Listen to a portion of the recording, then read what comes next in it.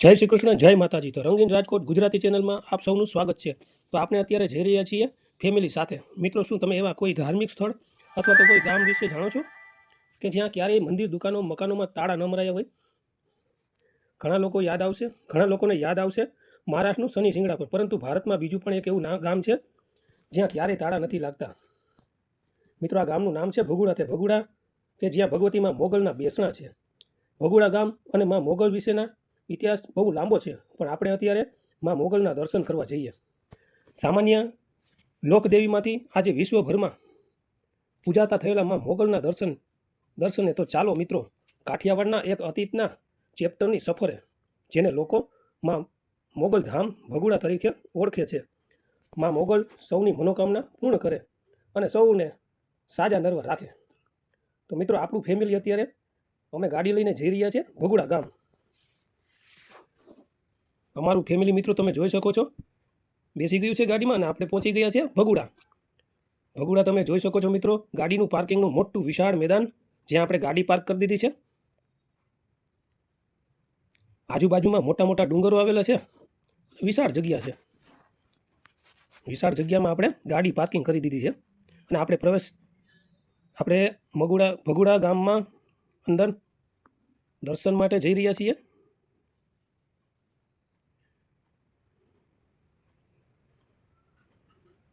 મિત્રો, આ એક નાનું એવું ગામ છે અને હજારોની સંખ્યામાં અહીં દર્શનાર્થીઓ દર્શન માટે આવે છે અને માં મોગલ સૌની મનોકામના પૂર્ણ કરે છે.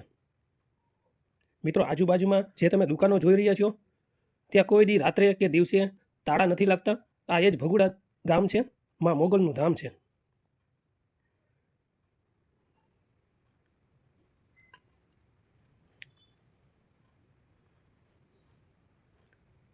મિત્રો, સૌ કોઈ પોતાની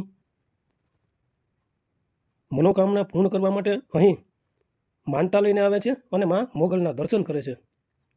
તો મિત્રો, આપણે જઈએ, ચાલો મંદિરની અંદર પ્રવેશ કરીએ અને દર્શનનો લાભ લઈએ. અહીં મિત્રો બૂટ ચંપલ બહાર ઉતારવામાં આવે છે બધાના. ભગુડા ગામ એ જ માં મોગલ ધામ.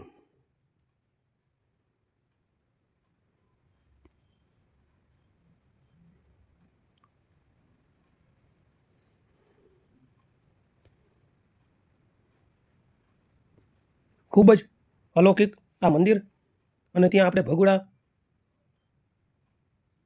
ગામમાં માં મોગલના દર્શન કરવા માટે પહોંચી ગયા છીએ. અને મિત્રો, અહીં ખૂબ જ સુંદર અને સારી વ્યવસ્થા છે. આપણે શ્રીફળ, ચૂંદડી અને નારિયેલ કે શ્રીફળ બે એક જ કહેવાય, તો આપણે લઈ અને અંદર મંદિરમાં પ્રવેશ મેળવી લીધો છે અને ત્યાં જઈ રહ્યા છીએ માં મોગલના ધામના દર્શન. જય માં મોગલનું આ તમે મંદિર જોઈ શકો છો. જય માં મોગલ, સૌને મનોકામના પૂર્ણ કરશો. જય માં મોગલ.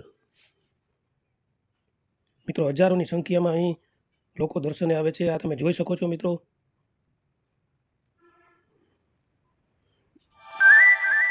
મિત્રો, અંદર મૂર્તિના કે ફોટાના કોઈ વિડીયો કે શૂટિંગ કરવામાં આવતું નથી. બારોબારથી તમે વિડીયો શૂટિંગ કે બધું લઈ શકો છો અને વિડીયોગ્રાફી કરી શકો છો. મિત્રો, આજે તમે બતાવી રહ્યો છું તે કોઈ તોરણ નથી, પણ જે માનવા આવેલા હોય બાળકોની, તે અહીં છબી મૂકવામાં આવે છે બાળકોની.